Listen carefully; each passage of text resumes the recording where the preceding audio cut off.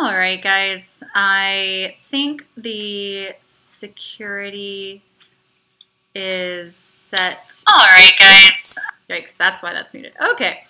Yes, I think the security is set to where anyone can see it. I'm really hoping.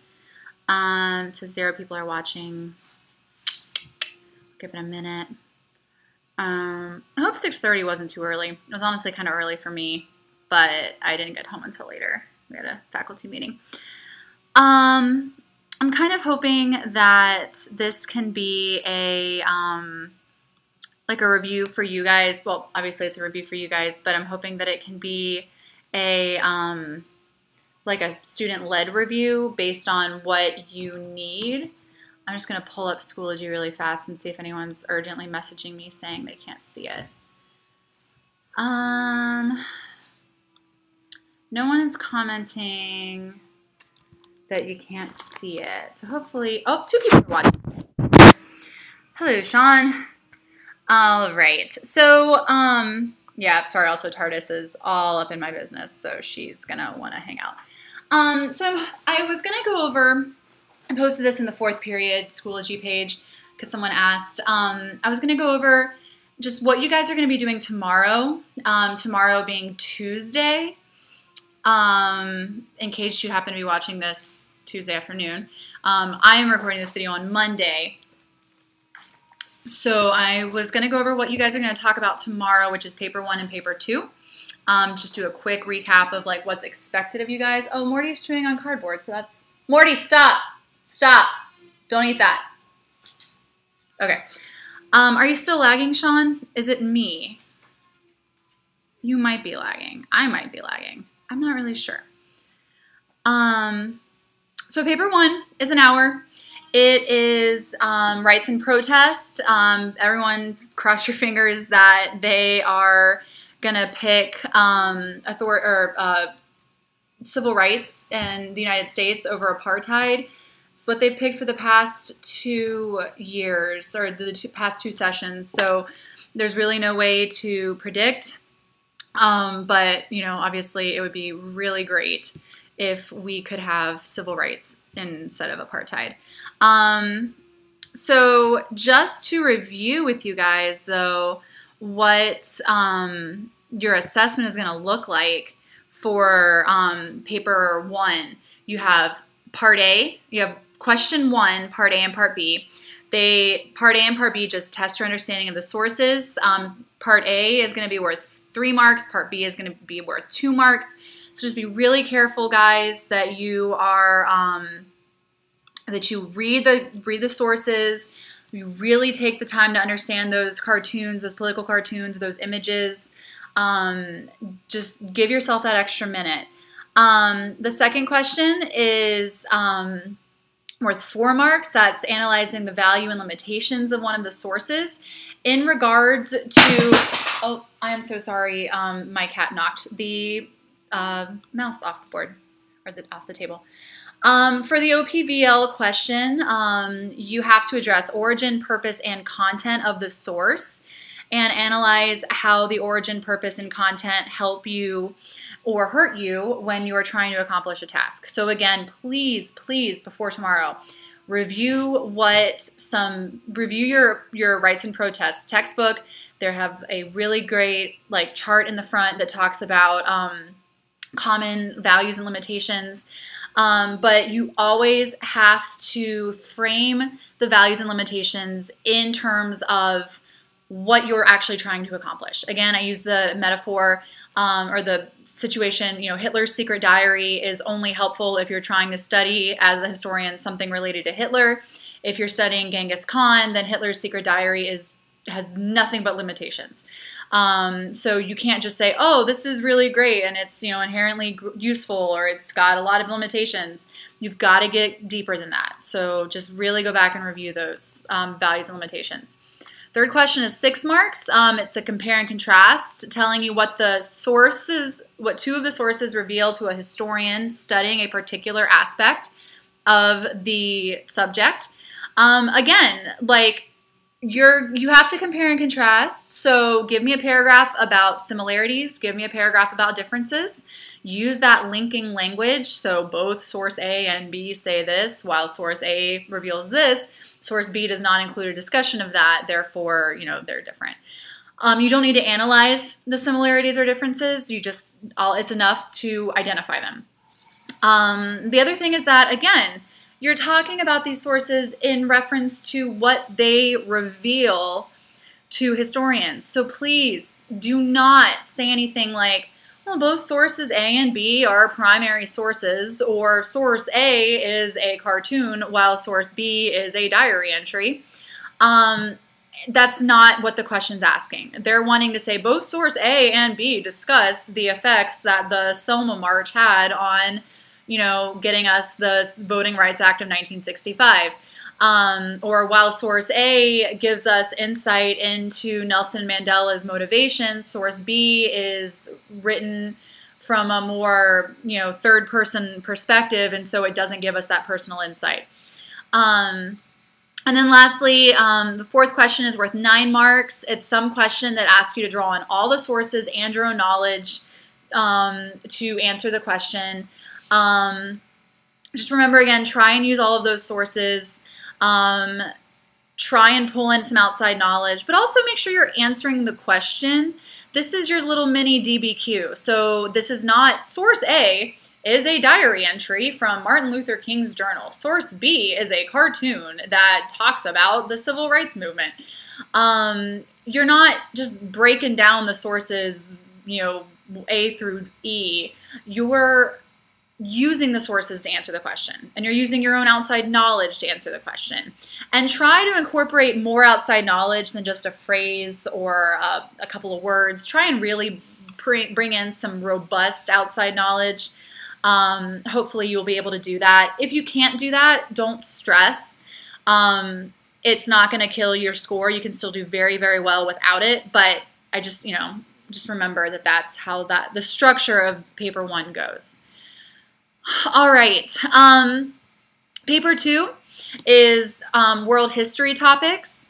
The world history topics that we have covered are topic 10, which is authoritarian states, and topic 12, which is the Cold War, superpower tensions and rivalries.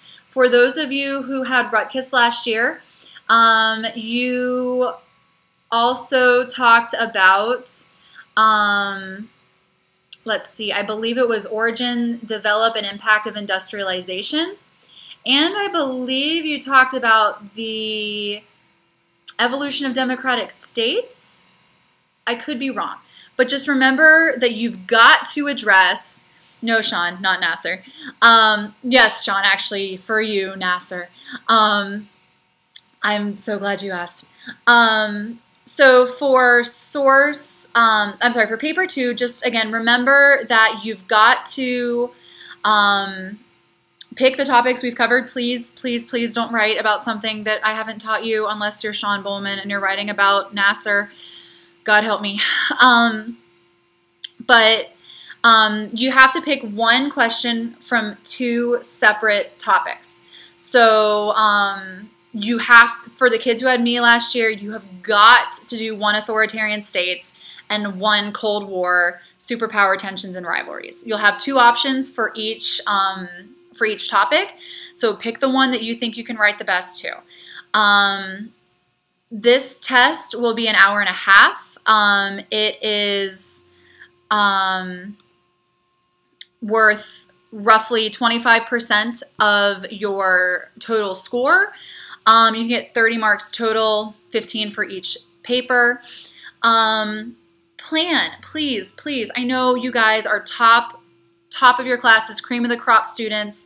You're the only people on campus who probably could write an essay without planning it. I know that's how most of you operate. Just with paper 2 and paper 3, please just take some time. If for no other reason than, I'll answer your question in just a second, Sean. Plan if for no other reason than the fact that a prompt might look really tempting. And it might look like something that at first glance you could totally knock out of the ballpark. But give yourself 2 minutes to actually think about what you would write if you wrote that essay. Because it happens so frequently that prompt will look really, really good at first, and then once you actually get into it, you realize, oh my God, I have maybe one semi-decent paragraph I can pull out about this topic, and I really don't know much else that I could talk about. It's much better that you realize that in the planning stage than when you're halfway through the essay and you've kind of committed at that point. Now, it may very well be the case that neither prompt seems really appealing to you. In that case, like, planning will still at least help you figure out which of your two not great options is going to be the better of the not great options. So just jot down some ideas for both prompts, for both topics. Give yourself that time, give yourself that out. It cannot hurt you. If you limit the amount of time you spend to planning, if you don't get carried away with planning, it can only help you. So the questions for authoritarian states can be any of the command terms. In the past, they often, not always though, but they will often include some sort of compare and contrast question, but you will also often have the option of just focusing on one. They'll never ask you for more than two, like to compare and contrast more than two, just because that's beyond the scope of an essay for you guys with roughly 45 minutes to write it. But you probably will see one compare and contrast, one just focus on one authoritarian state. You could definitely see compare and contrast with Cold War as well. It would be very easy for them to compare and contrast like causes or effects of two different Cold War crises, which again for us was the Berlin blockade and the Cuban Missile Crisis. They absolutely could compare and contrast like the role of two Cold War leaders on the Cold War. So a U.S. president and a Soviet leader would be great. You could also talk about Mao or Deng Xiaoping. You could also talk about the effect of the Cold War on two countries not related to the United States or the Soviet Union, and compare and contrast the effect of the Cold War on those countries. So there's a lot of different places where compare and contrast could also come into play with Cold War as well. It's just a gamble as to what command terms they're going to ask you for. Excuse me. So just, again, make sure you are answering the question. Sorry, I just saw someone commented. Chasten, so if there's an area within a subject in which we're weak, should we be worried? It kind of depends on how big the area is. The questions are generally diverse. So like, for example, you probably wouldn't have 2 questions about Cold War crises. You probably wouldn't have 2 questions about like détente. So if there's only one area of any particular curriculum that you're not feeling super confident in, you should be okay as long as you truly do feel confident with the other ones. But I mean, any areas of weakness, I mean, you've got some time tonight, so I would recommend trying to brush up on it. Oh, Sino-Soviet split. I mean, I can just help you with that really quickly right now. So Mao this is just going to be a really quick overview of Sino-Soviet split. So I'm going to just pull this out. Mao Zedong will be modeling Chinese communism largely off of, wait, Sean, what do you mean do we though? Okay, so Sino-Soviet split. Mao Zedong, when he comes to power in China in 1949 after winning the Chinese Civil War, will largely model communist China or the People's Republic of China off of Stalin's Soviet Union. And he is going to be really hardline. He's going to be a hardline Stalinist. He's going to have a lot of respect for Stalin. He's going to have a really good working relationship with Stalin. Now, there are hints of a split even before Stalin dies in 1953. Oh, you do have time tonight, Sean, sorry. There's going to be hints of a Sino-Soviet split before 1953. Chinese communism is going to be more rooted in Chinese culture, whereas the Soviet Union's communism is going to be more rooted in the Russian culture. And so there's already going to be cultural tensions in the different ways that communism is going to manifest itself. But for at least, the time being of Stalin being the leader of the Soviet Union, things are going to be pretty good between Mao and Stalin.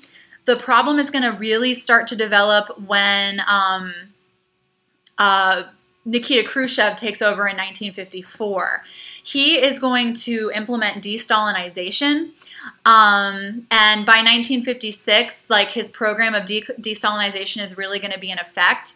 And just a reminder, de-Stalinization is Khrushchev kind of coming out and acknowledging that maybe Stalin wasn't perfect. Stalin was very repressive. He was brutal. He might not have necessarily done the best by the Soviet people or the Russian people. And so Khrushchev's going to come out actually with a public speech apologizing for some of the stuff Stalin did. Khrushchev is going to lighten up on a lot of the domestic policies that Stalin had used to repress the people. Excuse me. And he's going to stop the purges that had happened in the Communist Party. This is going to be really the beginning of the split, because Mao has really modeled a lot of his communism off of specifically what Stalin did. And Mao also just has a lot of respect for Stalin, and he doesn't respect the fact that Khrushchev is coming in after Stalin and undoing a lot of his stuff and apologizing for Stalin's actions. He just feels like this is not respectful or appropriate for one of the major fathers of the Soviet Union. Mao is also going to look at the Hungarian Revolution of 1956 and be kind of nervous about how much and how hard Khrushchev cracks down on that revolution, because Hungary was another communist country. They just didn't want to do communism exactly like how the Soviet Union did. And Khrushchev comes in and crushes this revolution. And so Mao's going to be a little concerned about that. My cat is biting my arm. So problems are going to develop even more after the Cuban Missile Crisis in 1962, when Khrushchev is going to basically be willing to negotiate with the United States and compromise and be weak in the eyes of Mao by backing down and removing the missiles from Cuba. It doesn't really matter that this was necessary to avert war. Mao wants a much more hardline approach against the United States. And so with the Cuban Missile Crisis, with the resolution of the Cuban Missile Crisis, and with the nuclear de-armament treaties that are signed after the Cuban Missile Crisis, Mao is going to be pretty upset. Especially one treaty in specific is the Limited Test Ban Treaty, which is going to try to prevent other countries like China from developing nuclear weapons. And Mao feels very bad. Those are kind of the causes of the Sino-Soviet split. There's more to it. There's just a lot of personal jabs that go back and forth between Khrushchev and Mao. The split definitely isn't going to help when Nixon visits China in 1972. So if you guys remember, in 1972, the President Nixon goes to China for negotiations to try and open up relations between the U.S. and China, and Mao will meet with President Nixon and National Security Advisor Henry Kissinger. This will begin our modern relationship with China, this trade relationship that we now have with them. But it's going to it's not going to be great for relationships between the Soviet Union and China, and China is going to even make this offering of peace and this offering to come and talk to the United States, what we call ping pong diplomacy, kind of as a result of the fact that the Soviet Union and China are on such bad terms by the 1970s. Chasten, does that kind of help you with the Sino-Soviet split? I know that's really fast. Yes, exactly. Nixon. I know, like I said, I know that was really fast. I'm kind of just pulling that out of, you know, my butt at this point. So, it's a decent overview. Hopefully, I mean, Sino-Soviet split, there is the episode of the CNN Cold War series. And if you have any one particular area of the Cold War where you're feeling weak, I would recommend checking out the CNN Cold War series tonight on YouTube. They're all up on YouTube. It's not a terribly interesting series, but each episode's only about an hour long. So if you know you just need to review the Cuban Missile Crisis, or you just need to review like détente or China or Gorbachev versus Reagan, pop one of those on. There's a list. If you go to Wikipedia and you just or if you just Google Cold War CNN, there's a list of episodes on Wikipedia that break down in very great detail what's in each episode. So you can look, there are 24 episodes total. So I definitely don't recommend trying to watch all of them tonight, but you could definitely watch one or two of these videos if you wanted to, and just really hone in and fill in some gaps. Main concern facts for an essay, no problem. Facts and dates. Dates are hard. Dates are really, really hard. Dates are probably the hardest part of history because they're numbers, and they're just kind of these arbitrary numbers that, unless you have this weird click, unless it just clicks in your brain, it's hard to, get the dates right. As I would say, more important than dates are being in at least the right decade. If you can put events in the right order and get them roughly in the right decade, that's 95% of it. Because, Lee, that makes sense. I'm excited for Lee. I'm glad that Lee can do that. It's more important to know the order of events, to be able to talk about things like cause or effect or context, to make sure you're just at least talking about things that actually happen in the time period you're discussing. I wish I had a magic wand that I could wave to help you guys with dates. I don't know how.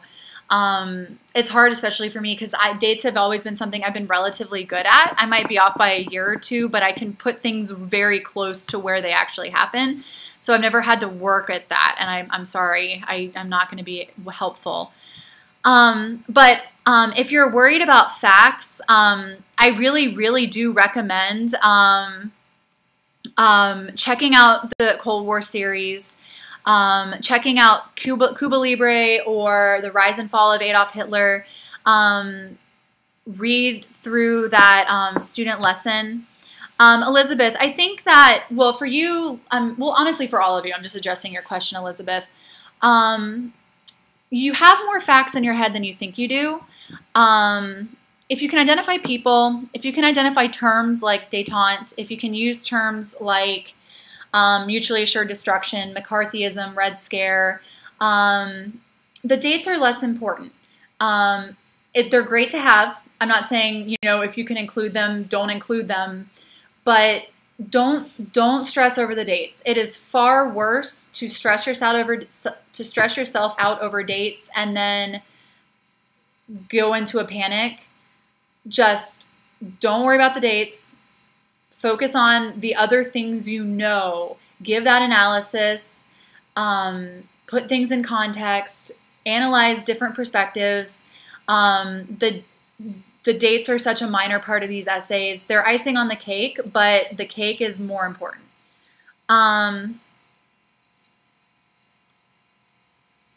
Okay, so Sean, I can review détente really quickly. Vivian, formal writing is honestly, for you specifically, not something I've ever really noticed a problem with. Just remember that you're not writing to me anymore. You're writing to someone who could be, just picture like Professor McGonagall or something, or Professor Snape reading your essay, because that might help inspire you to be a little bit more formal. All right, so I'm going to talk about détente really quickly. Just again, a general overview, but again, also I do recommend there is an episode on Cold War CNN for that, so they'll give you a lot more detail than I will. Just general overview of détente. Détente usually is considered to begin after the Cuban Missile Crisis. Yeah, I can do that. Let me review Sean's détente really fast, and then I can give you a top 5 must know. Actually, I give you a top 5 for détente. So détente, I'll get the dates are roughly 62 to 79. Starts with Cuban Missile Crisis, ends with Soviet invasion of Afghanistan. Helsinki Accords for détente is super important. Helsinki Accords happen in 1975, and these are those that like treaty of all these countries that come together and basically promise to protect like human rights, nation sovereignty, cooperate, like protect equality and like things like that. The SALT treaties are an important part of détente. The treaties signed basically like limiting nuclear weapons and the use of nuclear weapons and things like that. I'm sorry. Okay, sorry. I don't know what my microphone was doing. Okay, so SALT in détente is important. SALT 1 goes through in 1969 through 1972. Negotiations start in 69, they end in 72. SALT 2 was going to take place in 79, but the Soviet invasion of Afghanistan kind of ruined that. Détente is marked by détente is that roughly 16-year period, 17-year period, between 62 and 79, where the U.S., the Soviet Union, and all of those non-aligned powers around the world realized that the Cuban Missile Crisis got us way too close to nuclear annihilation of the planet, and that we maybe needed to back up off the gas pedal a little bit and try and find more peaceful resolutions to our problems. And so that's why we get all of those like nuclear limitation treaties, strategic arms limitation treaties, the Helsinki Accords. This is also going to be the time when we try to move towards better relationships with China. And again, this will end with the Soviet invasion of Afghanistan in 1979. So that's SALT. I am going to go ahead and do now exactly what Chasten and Elizabeth asked for, which is I'm just kind of going to go through Cold War and give you top 5 things that I think you should know about the different bullet points of the Cold War. I also really need chapstick, so excuse me. Oh, actually, you know what? I'm going to start with authoritarian states. And do authoritarian states first, just to make sure that you guys are good on that. So, all right, authoritarian states. For Castro, I'm gonna do Castro first, and then I'm gonna do Hitler. Authoritarian states. Castro is emerging in a context of U.S. imperialism in Cuba. He takes power from Fulgencio Batista, who is a dictator who has backings with the U.S. government and the U.S. mafia. Prior to successfully overthrowing Batista, Fidel Castro attempts the Moncada barracks attacks in 1953 that he fails at. It takes place on July 20. The Moncada Barracks attacks take place on July 26, 1953. It's from those attacks that his Civil War invasion gets its movement, the M-26-7 movement, or the Movimiento de 26 de Julio. After the Moncada Barracks attacks, he is thrown into prison, but not before he gives a speech called History Will Absolve Me. After he gets out of prison, he goes to Mexico with his brother Raul. He meets Fidel Castro. They meet up with Che Guevara. They come back with the Grand Ma. I'm not doing a very good job of giving you 5. I'm sorry. They launch a civil war. The civil war goes from 56 to 59. He overthrows Batista. He pretty quickly turns against the U.S. and turns towards the Soviet Union as his only alternative in this height of the Cold War era. For consolidation of power, you should know land redistribution, nationalizing foreign companies, especially American companies like Sears or like Coca-Cola. You should know the thwarting of the Bay of Pigs invasion in 1961. And you should know all of the really sham trials that he uses to put enemies of the state on, and how he sends a lot of people into exile. He has a cult of personality, and he uses his charisma and his good looks to his advantage. He also uses the radio and radio technology to his advantage. He will have a lot of exiles from Cuba. Basically for his opposition, he'll either kick you out of the country, arrest you, or kill you. He has lots of opposition from all of the different groups of people who feel like he's not really helping them out. None of these groups really get a lot of traction. Because it is difficult to overthrow an authoritarian state from within the country itself. Hitler's going to have the same thing. Even if they don't like you, authoritarian states are difficult to overthrow unless you're a foreign enemy. So that's just something to keep in mind. But also because Castro does such a good job of linking himself to the nation of Cuba, that opposition seems unpatriotic. You should know about rectification in terms of his policies. You should know about the 10 million ton sugar harvest. You should know about rectification. You should know about the special period. You should know about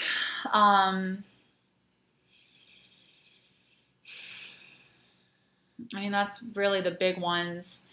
Okay, so that's Castro.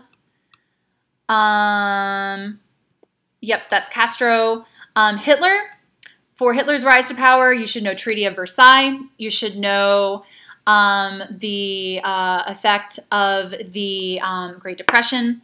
You should know about fear of the communists in the country of Germany as putting, rectification for Castro, just to jump back really fast.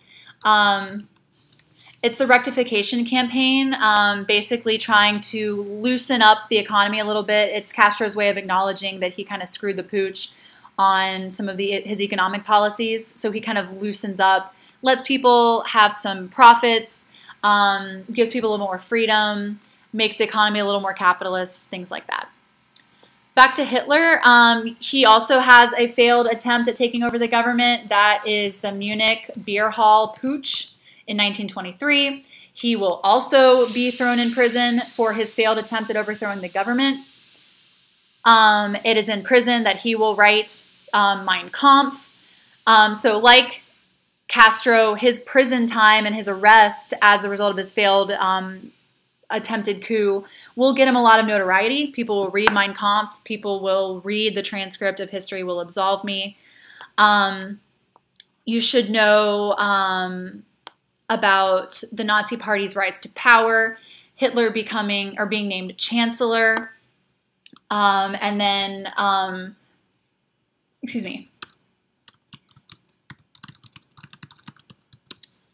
So Hitler becomes chancellor in 1933. And from then on, it's a matter of him consolidating his power. Unlike Castro, he comes to power within the legal system of the government that already exists. And he uses the laws of the Weimar Republic, Weimar, it's pronounced Weimar though. He uses the laws of the Weimar Republic to consolidate power.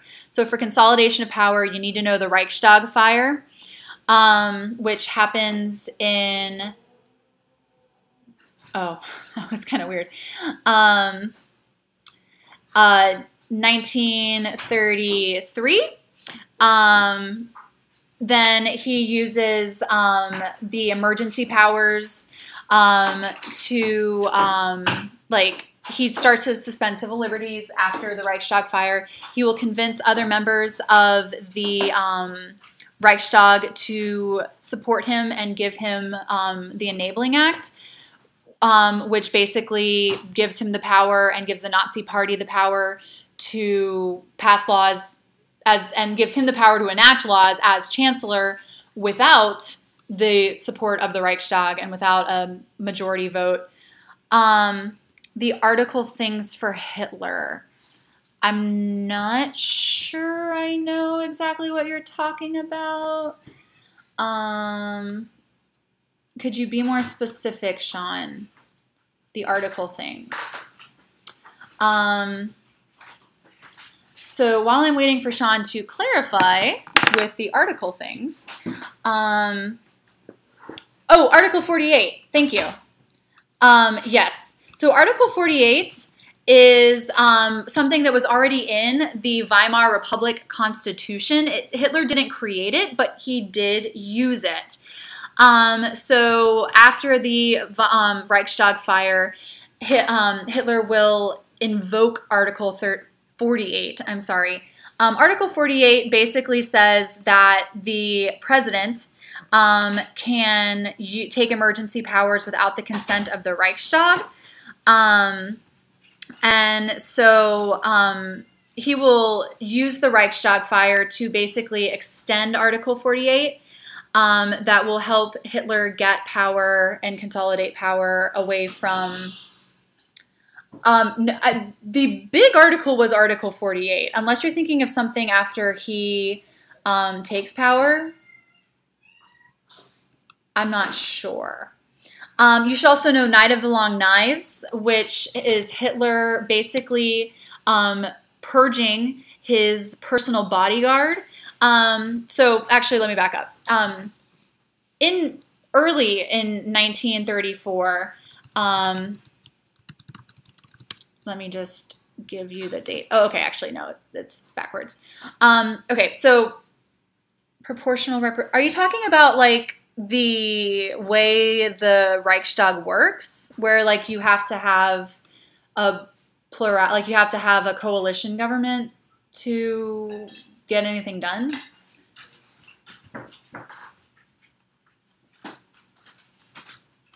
All right, sorry, I'm just reading the comments. Okay, thanks.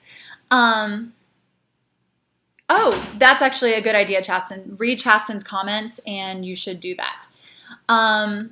So in June of 1934, Hitler will do the Night of the Long Knives, which is when he gets rid of the SA, which had been his personal bodyguard. He was afraid that they were getting too much power independent of him, and so he replaces the SA with the SS. You don't need to know the German words for that, but like you should know SA versus SS. He will purge them. He will execute all of the leaders of the SA, including Ernst Röhm. The Night of the Long Knives is 1934. A couple months later, President Paul von Hindenburg dies. Hitler takes the office of the presidency, consolidates it into the office or the title of Führer. Shortly after Hindenburg dies, he makes the army swear an oath loyal to him, not to the country of Germany. And by then, basically, Hitler is considered to have consolidated his power. In terms of Hitler's policies, some big ones that you should know. You should know domestic policies. Let's see, I just want to make sure I don't forget anything important. You should know Gilmore Schacht, S-C-H-A-C-H-T, who basically gets Germany rearmed. Hitler was appointed by Hindenburg, and you're exactly right, Chasten. Hindenburg and the previous chancellor, who I just want to make sure,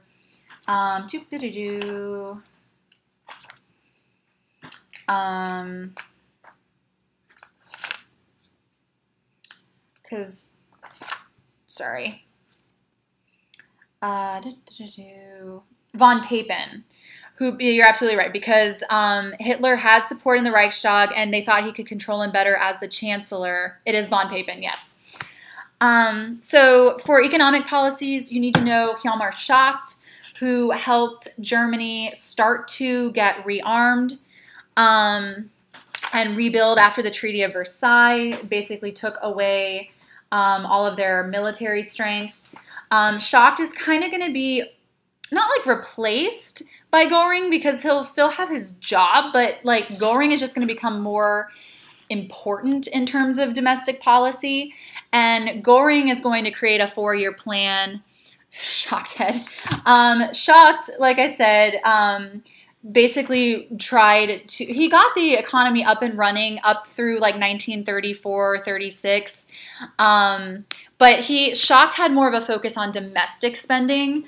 Schacht prioritized what we call butter over guns. He wanted to get like public works projects, education up and running, domestic projects, kind of like New Deal style domestic projects, whereas Hitler wanted, oh my God, Chasten, Hitler wanted more of a focus on the military. So he puts Göring in charge of the military, and Göring really kicks off the like rearmament and things like that. Hitler is going to have a lot of domestic programs that he will use to employ people. Employment's going to be basically at 100% under Hitler. He's going to create things like the Volkswagen, the Kraft der Freude movement, which basically organized like leisure activities. There were state-sponsored cruises, state-sponsored vacation time, just a lot of like programs sponsored by the government as a way of building up patriotism, but like getting people, you know, it's like that bread and circuses thing. He will create the Hitler Youth, which you should know about. In terms of propaganda, you definitely need to know his use of the radio, film, public speaking, his propaganda minister, Joseph Goebbels. You should know Leni Riefenstahl, who was the filmmaker who did films like Triumph of the Will. You should know how he used the 1936 Olympics in Berlin to promote his ideology. He used a lot of art, a lot of just visual propaganda. He had a cult of personality. Part of the reason why he never married his long-term girlfriend Eva Braun is because he wanted to be able to say he was married to Germany, and like all of Germany were his children. So you should know that. Obviously very strong control over the educational system, especially with the Hitler Youth, but they also had education was totally based upon Aryan supremacy and expansion. You should know Lebensraum, which is what Hitler's foreign policy was geared around, this idea that we could, Hitler and Germany needed living space. They were going to expand their living space. You should know women, at least until the war got full gear, women were expected to stay in the home and have as many good Aryan babies as possible. Now, if you weren't Aryan, then you were not expected to have babies. But if you were Aryan, you were not allowed to use birth control, you were not allowed to have abortions, and you had to have just as many babies as you could. He also did a euthanasia program that he ultimately backed off of because German churches were too upset about that. So glad they spoke out about euthanasia and not the Holocaust, but that's just me. Hitler's foreign policy was, like, you should know the annexation of Austria, the Sudetenland. Basically, World War II is Hitler's foreign policy. So you should know that. And when we talk about, like, the effect of foreign policy on an authoritarian leader's maintenance of power, well, foreign policy and his war is what kicked him out of power. He did have the Reich Church, but older, more established churches still had some influence, and they put up enough of a fuss about the euthanasia program that he backed off of it. So, yeah, that was way more than 5 things for Hitler. I'm sorry. There's a lot for Hitler. There's a lot for all of these people. But that's probably good for Hitler. All right. The final solution was for the Jews specifically. The final solution is short for the final solution to the Jewish problem. Like, that is the full title of that. Yeah, that's just for the Jews. The euthanasia was for the mentally and physically handicapped Aryan people that he didn't want polluting the bloodstream. So I say that sarcastically because I did not, but I wish I did almost say the final shalom. All right, so I'm going to hoppity-skippity over to Cold War. Breakdown of the Grand Alliance, emergence of superpower rivalry. You should know the conferences, Yalta and Potsdam. You should know salami tactics. You should know Iron Curtain. You should know Kennan's Long Telegram and the Clifford Elsey Report. You should know the Marshall Plan. Oh, can you talk about the final? Yes, absolutely. That would be domestic and foreign policy. Domestic, obviously, within the countries. Well, I guess technically you'd argue that the final solution is domestic because it works wherever he conquers people. But you can absolutely talk about the Holocaust as part of Hitler's policies. Let's see, especially because slave labor towards the end of the war will be kind of what keeps the war machine going and the war economy going. The use of slave labor, kind of like with like the factories and things like with Schindler's List. Hey, I'm doing a history review. That's going to be the backbone of the German economy as the war picks up. You can say hello. It's Alex and Charity. It's this lag, so you're not going to see yourself just yet. I'm probably going to look real down. It's okay.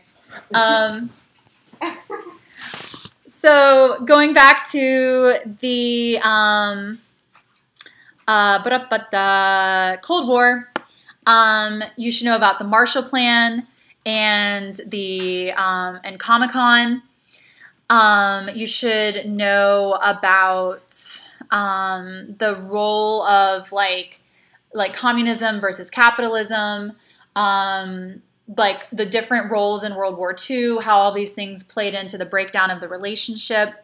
With the USSR, the United States and China, you should know that at first, like once China becomes communist, at least up until 1953, you've got Mao and Stalin versus the United States. Then when Khrushchev comes to power, it's kind of like all three of the countries hate each other, like that, like, you know, that Texan standoff or whatever kind of image. After, like once we get into détente, in like 1972, we're going to see a loosening of relations between the U.S. and China U.S. and China moving closer together with the USSR on the outskirts.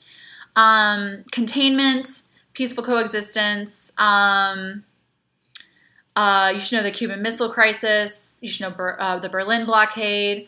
You should know all of the stuff I talked about earlier with détente. The Soviet equivalent of the Marshall Plan was Comecon, which was which he came up with in 1949. But it's COMECON, not like the thing you go to in San Diego. For the impact, confrontation, reconciliation, reasons for the end of the Cold War, you should talk about, I can do that, Sean, but I'm going to try and get through the rest of it first. So for the end of the Cold War, you should talk about the rise of Gorbachev and Reagan. You should talk about the economic problems that the Soviet Union was having. Oh my God, I'm tired.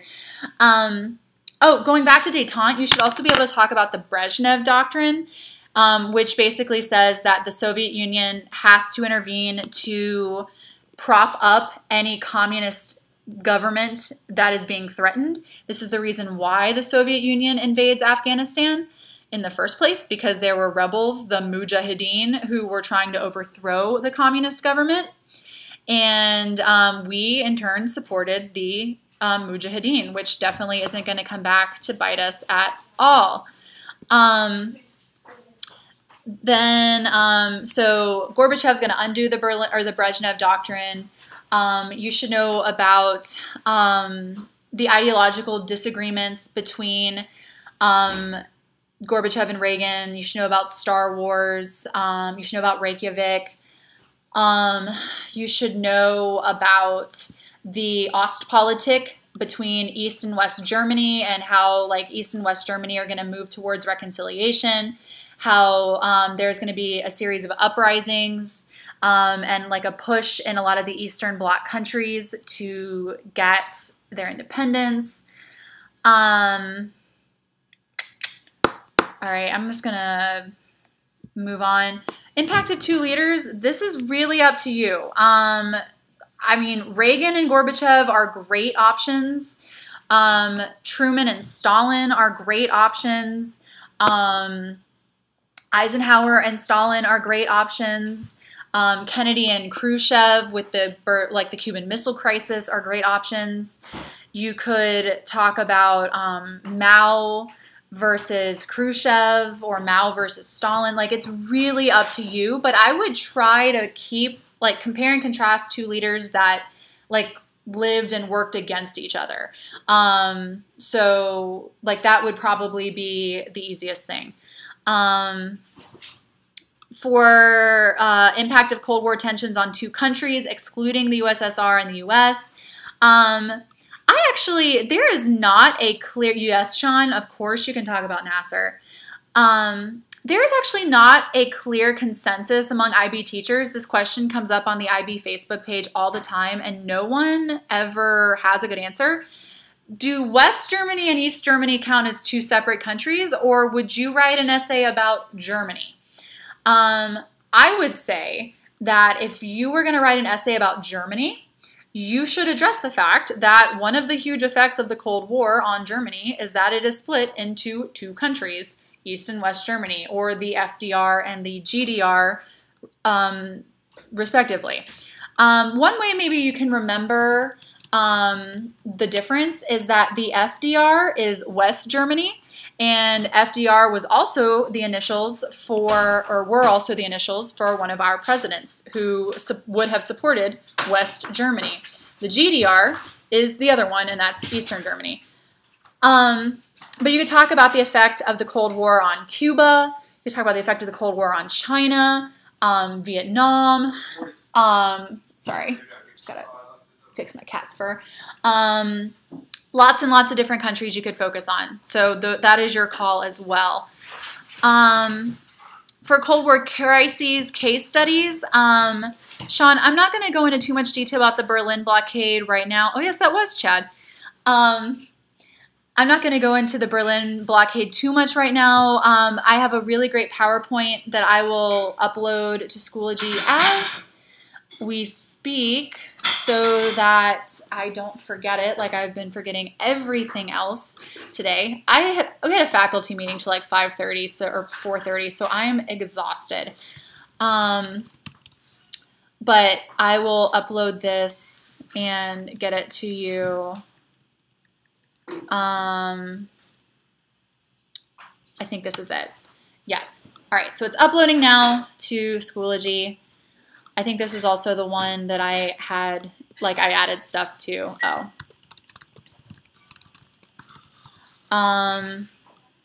All right. Yes, that's exactly right. There just is no real established consensus as to whether or not,